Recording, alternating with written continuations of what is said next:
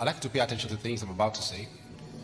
In recent times, a lot has been happening in Nigeria's political space. Like the impossible prophecy of the Bible, which says, "Then Elijah said, Hear ye the word of the Lord.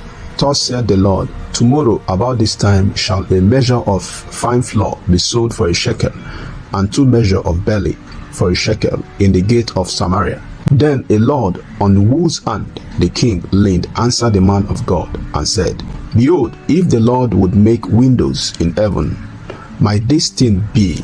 So does many consider the prophecy of one pastor, Kingsley, who have been on the trend for his prophecy of how Tinubu will rig the election and Peter Obi will eventually emerge leader of the new Nigeria.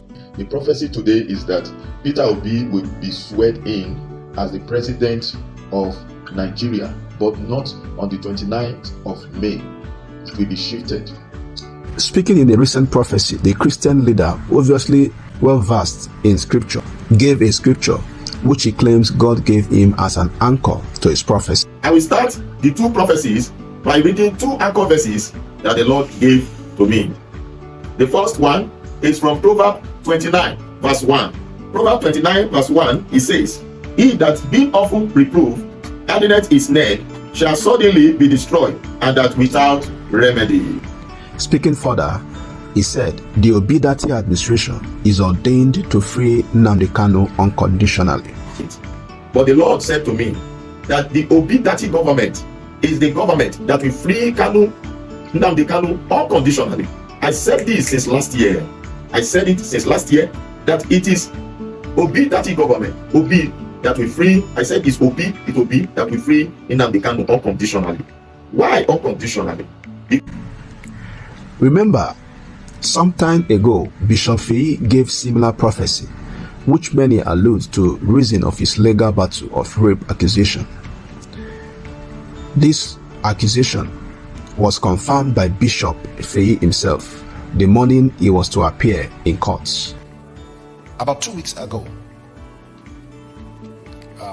some members sent me a publication they saw on TVC News and some other newspaper saying that Bishop Feyi ought to be in court on Monday, the 3rd of April. I don't know if some of you saw it. Okay. The publication said I ought to be in court, and I was not in court. Let me say it categorically and officially, I was never served. And I never got the letter, my office never got the letter. I don't even know why I ought to be in court. I don't know who is charging me to court.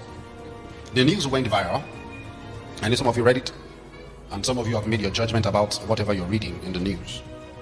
Those things are not true. I was never served. We live in a country where a man of God cannot say what the Lord has told him for the fear of persecution. When you say things the Lord is saying to you, anyone who feels touched by whatever you have said looks for a way to attack and afflict you. I know for sure that all the attacks against me are politically motivated, and the goal is to discredit my voice as a prophet because I took a stand. Hear me carefully. The coming days may stretch us. That's the best word I can use. I know God will see us through. I know in part what is coming, but I cannot say I know completely. There is a case of Lagos versus me that I saw in newspaper publication. I did not see any other name there because it was text, I believe. And this case is to be heard tomorrow, Monday, 17th of April. And Lagos is charging me for rape. So I'll be in court to answer. I do not know. I do not even know who the person is. But what I saw that looks like a DPP advice that I saw on the internet has no name. It's just Lagos State versus Daniel. All right. If my words mean anything to you, I want to say to you, I've never raped anyone in my life. Now, to think that I do not have enemies is to fool myself. With all this litigation, one will wonder, where is the freedom of speech? And will Pastor Kingsley also be subjected to some kind of intimidation, as was seen with the likes of prophets Tommy and now Bishop Feyi? forward. Nonetheless, all ends are crossed as time will tell what becomes of our dear nation. Please don't forget to leave your comments, subscribe to our channel. Now, I had this encounter. An angel said to me, "Follow me."